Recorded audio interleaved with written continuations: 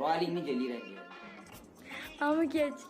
எனது கைகள் மீட்டும் போது வீணை அழுகின்றது, எனது நெஞ்சை தழுவும் போது மலரும் சுடுகின்றது. யாரை சொல்லி என்னை படைத்த இறைவன் என்பவனே, இன்று மட்டும் அமைதி தந்தான் உறங்குவேன் தாயே, உறங்குவேன் தாயே.